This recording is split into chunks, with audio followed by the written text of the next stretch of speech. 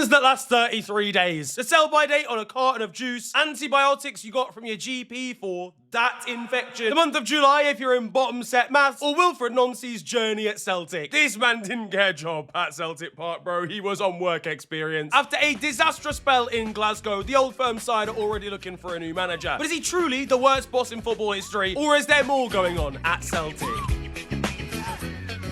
His name's Nancy, yeah? It might be time to get him on a register. Of a different kind, though. Celtic's Christmas tree genuinely lasted longer at the ground than their own manager did. His highlights in the general area of Glasgow are not what he was looking for. Tell you what, 6,000 likes on this video, I'll go to an Old Firm derby. This season, I'll go film some shit there. It'll be amazing. Now, this comes off the back of, obviously, a horrific run of games, but more crucially and more recently, defeating the Old Firm derby, one of the fiercest derbies in world football. In a game that actually started well for Celtic. I watched this particular Old Firm derby. It happens about 9 times a year. Scottish fans, I'm sorry, please don't click off the video straight away. I'm going to be nice. And it was a class game, to be fair. Celtic actually started really well. They took the lead early on, did have chances to double, probably tripled their lead going into the break. But at the break, some very weird changes occurred. And for Wilfried Nancy, it just seemed like they got complacent and didn't really go after the game in the second half at all. I'm pretty sure he also changed Yang, who scored the first goal in this one. He changed him over to the other wing and he was terrorizing Rangers down the right-hand side. Meanwhile, Daddy Roll's tactical tweaks on the opposite dugout completely changed the game, ending up scoring 3 without reply and winning the game pretty comfortably. I mean, for fuck's sake, they allowed Yusuf Chamiti to score a brace. The guy scored 2 goals in his last 21 games. Kasper Schmeichel had a howler in this game. He is past it. He might actually be older than his own dad now. Don't even ask how that's possible. Meanwhile, Austin Trusty clearly decided at one stage that defending is optional. Now, this made it 6 losses in 8 games for Celtic and for Wilfried Nancy at the time, as well as 0 clean sheets during that entire spell. Now, if you're kind of unfamiliar with Scottish football, it is having a bit of a revolution at the moment, which I'm going to talk about in a second. But Celtic specifically, certainly since Rangers' financial disarray sort of during the 2010s, kind of have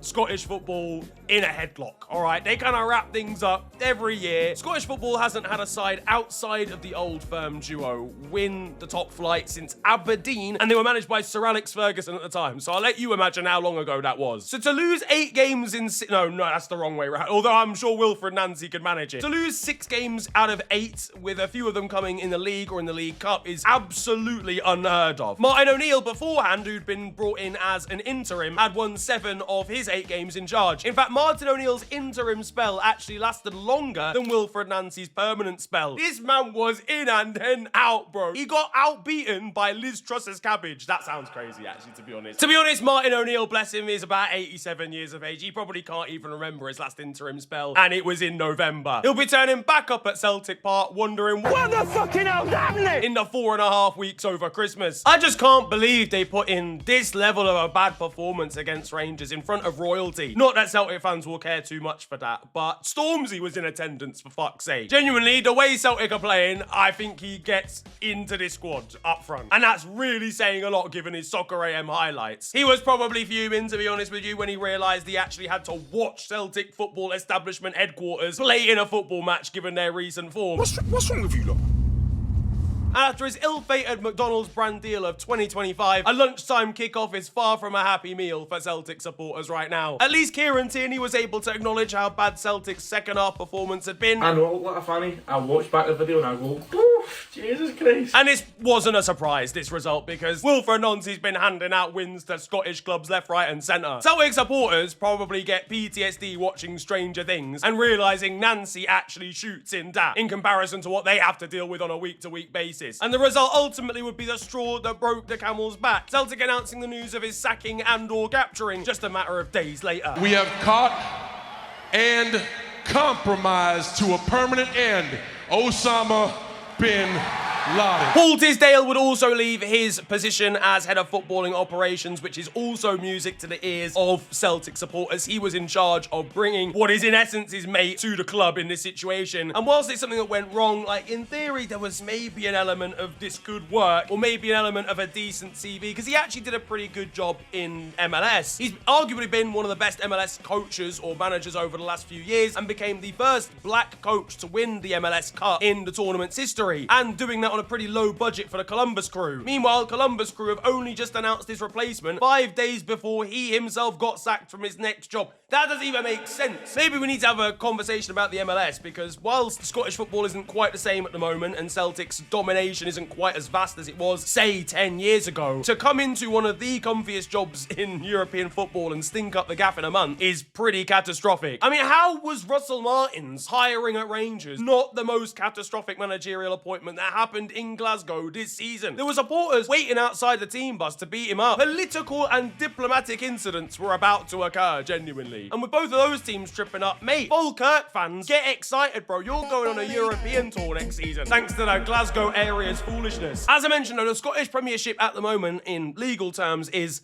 a mad thing. Hearts are currently 6 points clear at the top of the table with the help of their new part owner, Tony Bloom, who's used his data analyst company to bring in a shed load of new players at the start of the season. Some from crazy areas of the globe, leagues that you wouldn't expect to have gems really being unearthed in them. He once again has struck gold, though, with a selection of amazing signings that have really revolutionised and transformed this Hearts team, as well as more familiar faces like Scotsman Lawrence Shankland up front. And as I mentioned, it could be an incredible story where, for the first time in about 4 decades, a non-old firm side actually wins the Scottish Premiership. There is a long way to go still, anything could happen, and we did see a similar situation recently with Aberdeen. By the way, it's still been a crazily impressive season. Now, Rangers started the season horribly under Russell Martin, have picked up a lot more under Danny Rowe more recently, whereas Celtic's lack of form has coincided with Wilfried Nancy obviously taking the job. Now, their only 2 wins in that 8-game period were both in the league. They came against Aberdeen, who sit 8th at the moment, and against Livingston, who are rock bottom, have won 1 game, and honestly, they didn't even look that convincing in this one either. They won 4-2 in the end, but they conceded 2 goals to bottom of the table Livingston in the first 10 minutes of the match. As I mentioned, they didn't actually collect 1 single clean sheet, lost a final against St Mirren, and in the league table, since Nancy took the job, they would sit in 9th out of 12. Catastrophic for Celtic, okay? This isn't like the Prem, where a team like Liverpool, for example, in like a short space of time, like we obviously went on that crazy losing streak. That can happen,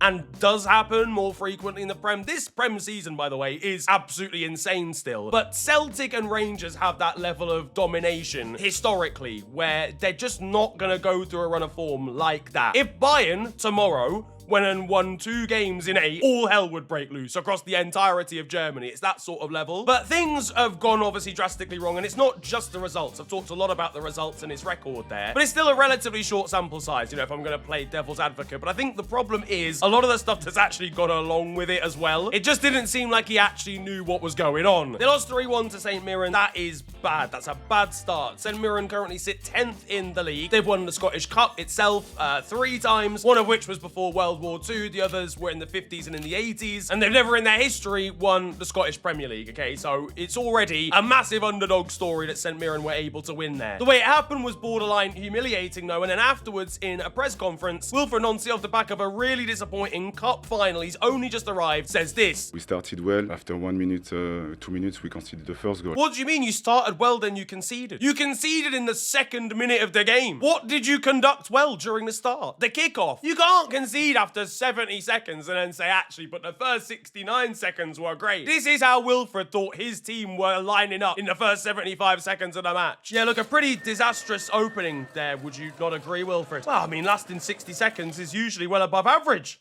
No? No, please, surely it is. It was just not a way to get any Celtic fans on side. You have lost in borderline embarrassing fashion in a game that you should have won. This is your grand opening to being a Celtic manager, to understanding the Celtic support, to understanding the heritage of the club, and to bringing success, crucially, to the club, which is what they expect and what they usually get. Go out and lose to 10th in the league in a cup final and then say you started well after conceding in 2 minutes is not going to win people over. He then continued to say the wrong thing by suggesting that he truly understood Scottish football, despite a tricky start to life there, because he almost signed for Carlisle. Carlisle, which is famously not in Scotland. Yeah, as a footballer, apparently he had an offer to go to Carlisle United, who are, like, I think Carlisle's in Cumbria, right? It's like very, very northeast England. Don't get it twisted. it's nearby, innit? But it's not actually, it is in England. And furthermore, he almost went there. Like, even if Carlisle was magically transcended into Scotland tomorrow, he didn't even actually join. He never played in Scottish football under those circumstances. So how does he understand it? His now private Twitter account was an absolute goldmine, with posts and tweets that were just easily accessible to Celtic and Scottish fans that included a Venn diagram on how to work harder, which was then used as a violent weapon against him in the full-time result graphic by Dundee United when they beat Celtic 2-1, a game in which he seemingly celebrated a Dundee United goal going in. This private Twitter account also featured him posting about a tactics board that he'd been sent by a company, where on the tactics board he had 12 players instead of the usual 11. And all of these things, while small little gags really and small little issues, all really came together to create this idea, this concept of a man that was out of his depth. Whether you think Scottish football is at its peak or whether you think it's a Mickey Mouse league, we'll talk about the current state of Scottish football in a second. Either way, Celtic are a big club with massive expectations. But was there something else at play? Like we said, he did a great job in MLS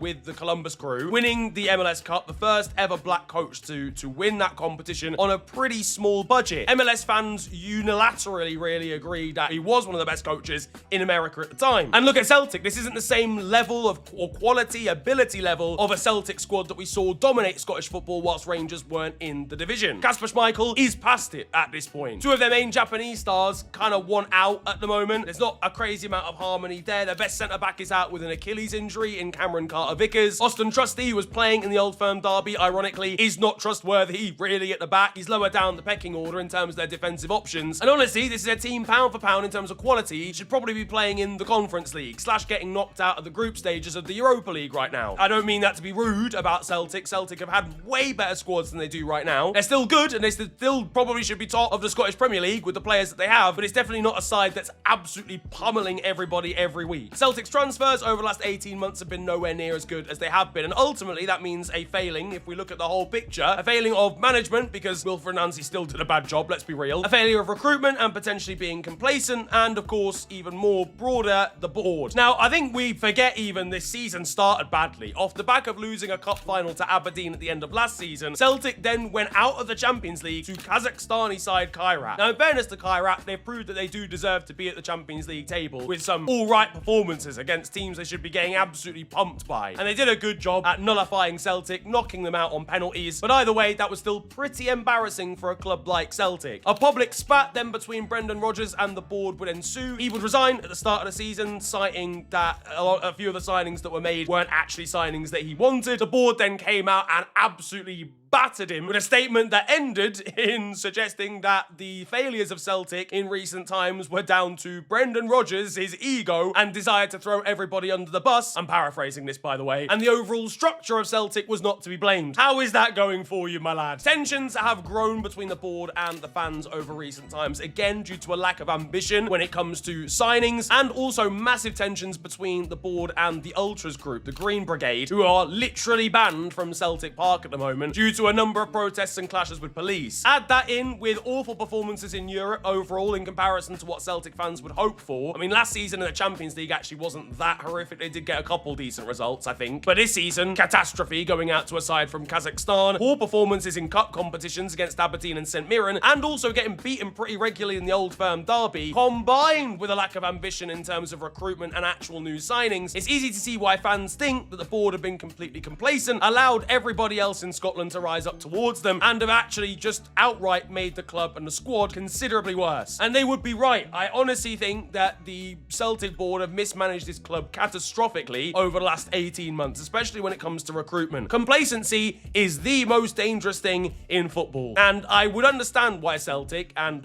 the Old Firm duo would get complacent, because they've absolutely peppered Scottish football for the last 4 decades. But if you want to stay at the top, you have to act like you're actually at the top. Now, devil's advocate, overall, I don't think in theory this is actually a terrible thing for Scottish football. It's a terrible thing for Celtic fans, yeah, I'm sorry, it defo is. But at least having other clubs competitive in this league makes it a little bit more attractive to everybody else, like us on the outside. Having Hearts top of the league, having the likes of Aberdeen challenging, having the likes of St Mirren winning your cup competitions is cool, in theory. It does give an idea that at least people can beat the top 2 teams in the country. We have this romantic thing with English football where it feels like anyone can beat anybody. And even though Manchester City have still taken out the majority of league titles recently, you've had Liverpool get in and amongst it. In the last 10 to 15 years, you've had obviously Chelsea get in and amongst it. And you've of course had that incredible fairy tale story of Leicester, which in fairness has probably done quite a lot of heavy lifting. In Italy at the moment, it's a fucking free-for-all as to who ends up winning the league. In Spain, yes, you have Barcelona and Real Madrid the majority of the time, but Atletico have stuck in there a couple of times too. And Germany are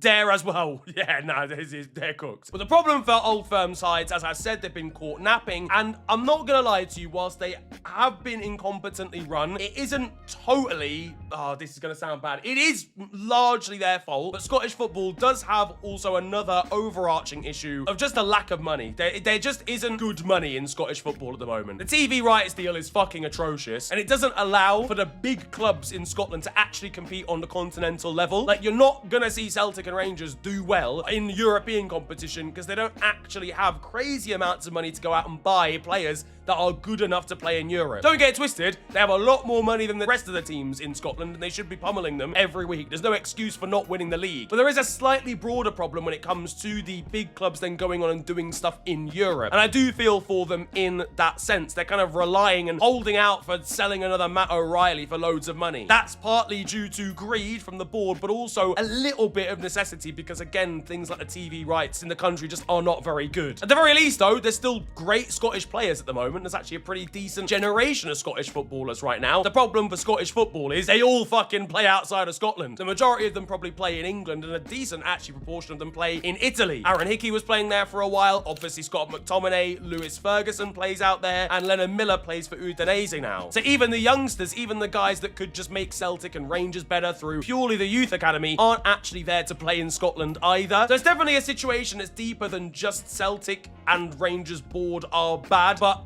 two things can exist at the same time. Scottish football is in a difficult position because whilst, you know, some of the other clubs in Scotland are genuinely getting better, the big clubs feel like they're a little bit shackled because of the lack of money that's actually in the nation. But at the same time, they're doing a bad job of managing the money that they do have, if that makes sense. That's my conclusion. But Scottish football fans, let me know what you think down in the comment section. This could be a bit of a war zone, to be honest with you. Love the fucking Old Firm derby. I think it's class. But Celtic supporters, let me know what you think about the board, about Wilfried Nancy's time at the club, and about Scottish football as a whole. Rangers fans, let me know. Hearts fans, get amongst it. Flipping Gretna supporters from back in the day, you lot get in there as well. If you have enjoyed this video though, feel free to slap a like on it. Subscribe if you are new to the channel. Let's get 6,000 likes on this video. Would love to go and watch an Old Firm derby at some point for sure. Subscribe to the channel as well if you are new around here, and you can follow me on social media too. It is at @officialfng on Twitter and on Insta. It's been a pleasure ranting at you guys today. Have a wonderful day, enjoy yourselves, and goodbye.